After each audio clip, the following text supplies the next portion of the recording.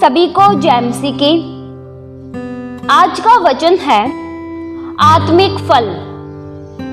हमारे जीवन में जब वचन का बीज बोया जाता है और पवित्र आत्मा के सहायता से जब हमारे मनों में वचन का बीज पहुंचता है, तब आत्मिक फलन की शुरुआत होती है। ठीक वैसे ही जब परमेश्वर ने सृष्टि की रचना की, वचन में लिखा है, उत्पत्ति की किताब 1 के उसके 11 वचन में लिखा है, फिर परमेश्वर ने कहा, पृथ्वी से हरी घास तथा बीज वाले छोटे छोटे पेड़ और फलदायी वृक्ष भी, जिनके बीज इन्हीं में एक एक की जाति के अनुसार हैं, पृथ्वी पर उगे। और वैसा ही हो गया। परमेश्वर ने हमारे लिए पहले से ही फलदार वृक्ष बनाए। पेड़ पे लटके फल के भीतर परमेश्वर ने बीज रखे। परमेश्वर ने एक से ज्यादा बीज रखे, और इसलिए कि आगे भी फलन का कार्य जारी रहे। जब किसान खेत में फसल उगाने को जाता है, फसल को पैदा करने के लिए बीज को बोते हैं। यदि बीज आम का है तो प्रिय पौधा भी आम का ही होगा और फल भी आम ही लगेगा। उसी प्रकार जब परमेश्वर हमारे जीवन को चुनते हैं, तब उसमें अपने वचन का बीज हमारी आत्मा में बोते हैं। वचन में लिखा है, पहला पतरस 1 के उसके 23 वचन में, क्योंकि तुमने नाशवान नहीं पर अविनाशी बीज से परमेश्वर के जीवते और सदा ठहरने वाले वचन के द्वारा नया जन्म पाया है। परमेश्वर के वचन के द्वारा हमारा नया जीवन हो जाता है। वचन प्रियो परमेश्वर है, और जब हम परमेश्वर से नया जीवन पाते हैं, तब हम परमेश्वर में जुड़ जाते हैं और परमेश्वर अपना स्वभाव, अपना प्रेम हम पर अपने वचन के द्वारा हमारे जीवन में डालना शुरू कर देते हैं। परमेश्वर का वचन प्रिय पवित्र है और हमारे जीवन में पवित्रता की शुरुआत हो जाती है, क्योंकि जैसा बीज होगा वैसा ही फलन उत्पन्न होता है। परमेश्वर के बीज हमारे अंदर है और हम परमेश्वर में जुड़ गए हैं। जो आत्मा से प्रिय पैदा हुआ है वह आत्मा है। परमेश्वर ने हमारे मसीह के माध्यम से हमें अपने स्वभाव में पैदा किया है। जिस प्रकार पृथ्वी के फलों में बीज परमेश्वर ने रखा कि जब वे बोए जाए तो वैसा ही उगे जैसा कि फल है, उसी प्रकार हमें परमेश्वर के वचन का बीज है, और हमें परमेश्वर का बीज हमें परमेश्वर के स्वभाव की ओर ले जाता है। हमारी आदतें, हमारे विचार, हमारे आचरण परमेश्वर के स्वभाव की ओर बढ़ता रहेगा, क्योंकि परमेश्वर के वचन का बीज हम में है। पवित्र आत्मा की देखरेख में हम आत्मिक फलन की प्रक्रिया में और बढ़ते जाएंगे, और परमेश्वर का स्वभाव आत्मा के फल के रूप में हमें दिखाई देगा। हमें यह देखना है कि परमेश्वर का वचन जो हम में बोया गया है, नया जीवन दिया गया है, तो हम में आत्मा के फल दिखने शुरू हो जाएंगे। यही पहचान है परमेश्वर की संतानों की, कि उनमें आत्मा के फल दिखने शुरू हो जाते हैं। इसलिए गलातियों की किताब में लिखा है, गलातियों 5 के उसके 22 वचन में लिखा है, पर आत्मा का फल प्रेम, आनंद, शांति, धीरज, कृपा, भलाई, विश्वास, नम्रता और संयम है। इन फलों को छोड़ के और कोई मसीहत की पहचान है ही नहीं।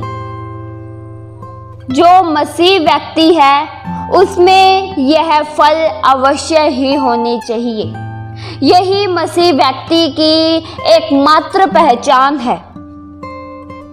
अगर किसी के जीवन में बहुत सारे चमत्कार, प्रभाव, अलौकिक कार्य दिखाई दे रहे हैं पर आत्मा के फल ही नहीं है, तो हम उसे परमेश्वर की ओर से नहीं मान सकते, क्योंकि पहचान ही फल है। पवित्र आत्मा जो भी कार्य करेंगे, जिसे भी इस्तेमाल करेंगे, जिसके जीवन में पवित्र आत्मा होगा, उसमें आत्मा के फल जरूर होंगे। वचन में लिखा है, मत्ती 7 के उसके 15 से लेकर 20 तक वचन में लिखा है, झूठे भविष्यवक्ताओं से सावधान रहो, जो भेड़ों के बेस में तुम्हारे पास आते हैं, परंतु अंत में वे फाड़ने वाले भेड़िए हैं। उनके फलों से तुम उन्हें पहचान लोगे। क्या लोग झाड़ियों से अंगूर या ऊंट कतारों से अंजीर तोड़ते हैं? उसी प्रकार हर एक अच्छा पेड़ अच्छा फल लाता है और निकम्मा पेड़ बुरा फल लाता है। अच्छा पेड़ बुरा फल नहीं ला सकता और निकम्मा पेड़ अच्छा फल नहीं ला सकता। जो पेड़ अच्छा फल नहीं लाता वह काटा और आग में डाला जाता है। इस प्रकार उनके फलों से तुम उन्हें पहचान लोगे। प्रियो, हमें खुद को हमेशा चेक करना चाहिए कि हम आत्मिक फलों से बाहर तो नहीं जा रहे हैं या फिर पवित्र आत्मा के नियंत्रण से बाहर जा रहे हैं। और पवित्र आत्मा के नियंत्रण के बाहर कांटे, ऊंट कटारे और सिर्फ बंजर है। प्रियो, आज के जमाने में हम मसीहत को कैसा पहचान रहे हैं? पवित्र आत्मा के वरदान, चिन्ह, चमत्कार, ये भविष्यवाणियां, अलौकिक कार्य होते हैं, पर यह पक्की निशानी नहीं है कि जो यह सब कर रहा है वह पवित्र आत्मा ही की ओर से कर रहा है। पवित्र आत्मा जो भी वरदान देगा, अलौकिक कार्य देगा, वह आत्मिक फलन से बाहर नहीं होगा। वचन में लिखा है, मत्ती 7 के उसके 21 से लेकर 23 तक वचन में लिखा है, जो मुझसे हे प्रभु कहता है, उसमें से हर एक स्वर्ग के राज्य में प्रवेश न करेगा, परंतु वही जो मेरे स्वर्गीय पिता की इच्छा पर चलता है। उस दिन बहुत से लोग मुझसे कहेंगे, हे प्रभु, क्या हमने तेरे नाम से भविष्यवाणी नहीं की और तेरे नाम से दुष्ट आत्माओं को नहीं निकाला और तेरे नाम से बहुत से आश्चर्य कर्म नहीं किए? तब मैं उनसे खुलकर कह दूंगा, मैंने तुमको कभी नहीं जाना। हे कुकर्म करने वालों, मेरे पास से चले जाओ। तो आज पवित्र आत्मा के अलौकिक कार्य होने दीजिए। भविष्यवाणियों को तुच्छ नहीं जानना है। चिन्ह चमत्कार पवित्र आत्मा के द्वारा होते हैं, चंगाई भी मिलती है, पर जो भी यह सब कर रहे हैं, यदि वे पवित्र आत्मा की क्या अगुवाई में कर रहे हैं, जो भी ये कार्य कर रहे हैं, क्या उनमें मसीह के फल हैं? प्रियो, झूठी आत्मा भी नकल कर रही है। आत्मिक फलन केवल आत्मा ही प्रकट करते हैं। झूठी आत्मा नकली फलन दिखाती है, पर आत्मिक आत्मा जो पवित्र आत्मा के रियल फल है वही प्रकट करता है। वचन में लिखा है, पहला कुरिन्थियों 13 के उसके 1 से लेकर 13 तक वचन में लिखा है, यदि मैं मनुष्य और स्वर्गदूतों की बोलियां बोलूं और प्रेम ही न रखूं तो मैं ठनठनाता हुआ पित्तल और झनझनाती हुई झांझ हूं। और यदि मैं भविष्यवाणियां कर सकूं और सब भेदों और सब प्रकार के ज्ञान को समझूं और मुझे यहाँ तक पूरा विश्वास हो कि मैं पहाड़ों को हटा दूं, परंतु मुझ में प्रेम ही न हो, प्रेम ही न रखूं तो मैं कुछ भी नहीं। यदि मैं अपनी संपूर्ण संपत्ति कंगालों को खिला दूं या अपनी देह जलाने के लिए दे दूं और प्रेम ही न रखूं तो मुझे कुछ भी लाभ नहीं। और प्रेम न रखूं तो प्रियो कुछ भी लाभ नहीं।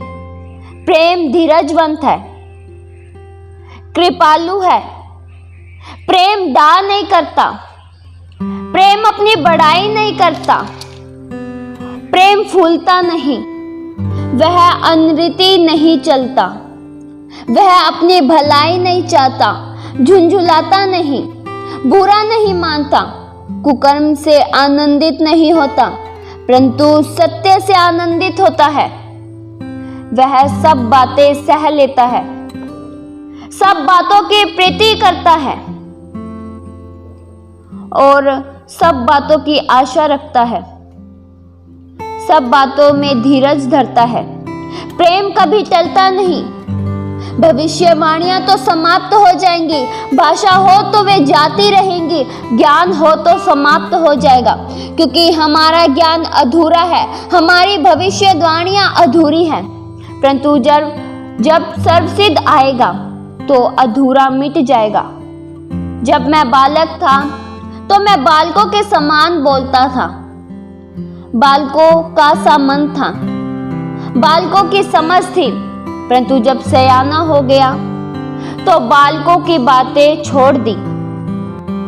पर जब विश्वास, आशा, प्रेम ये तीनों स्थायी हैं, पर इनमें सबसे बड़ा प्रेम है।